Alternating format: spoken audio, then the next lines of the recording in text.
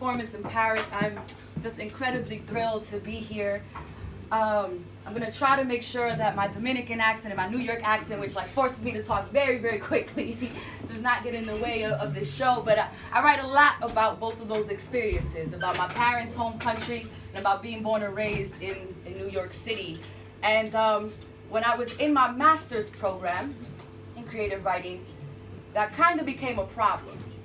My professor at the time, imagine like Robert Frost in the face, like long beard, old school, right?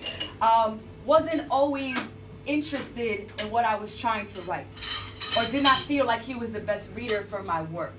And this was a classroom where I was the only person of color, where I was the only person from an inner city, and the only person writing about third world experiences.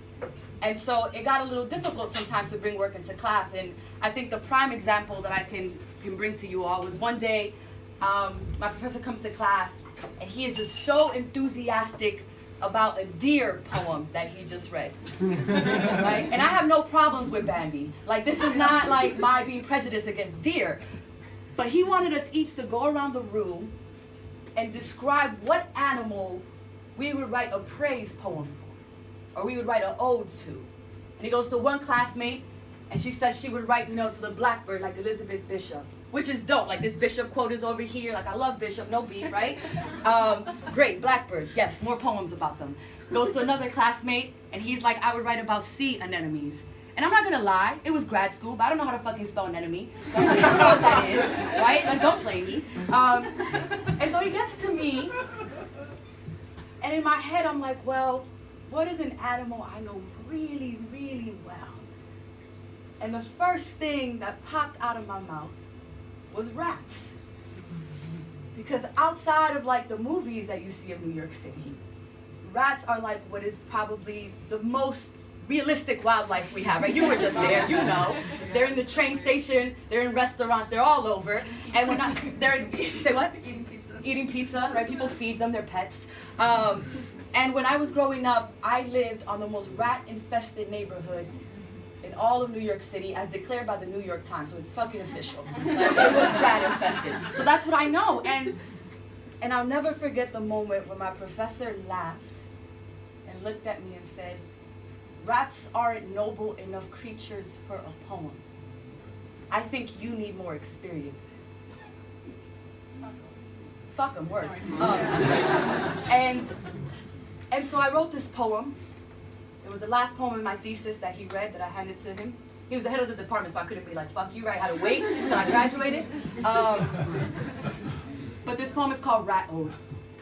And it's a reminder to all of us that all of our stories are worthy enough to be told, regardless of how small we think they are.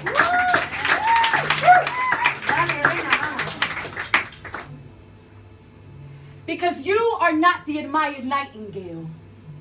Because you are not the noble doe. Because you are not the picturesque ermine, armadillo, or bat.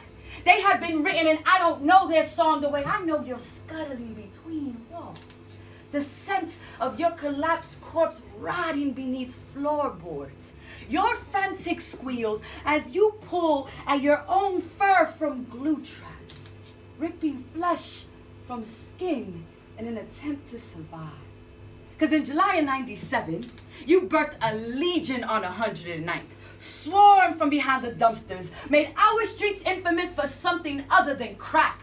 We nicknamed you Cat Killer, raced with you through open hydrants, squeaked like you when Siete blasted aluminum bat into your brethren's skull.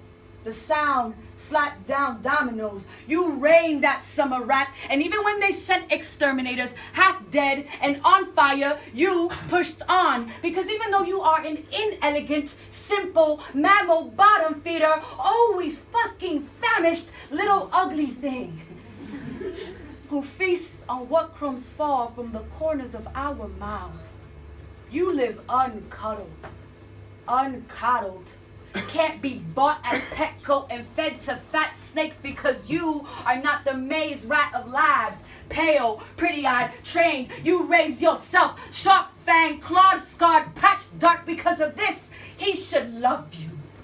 But look at the beast, the professor tells me. The table is already full. And rat, you are not a right worthy thing.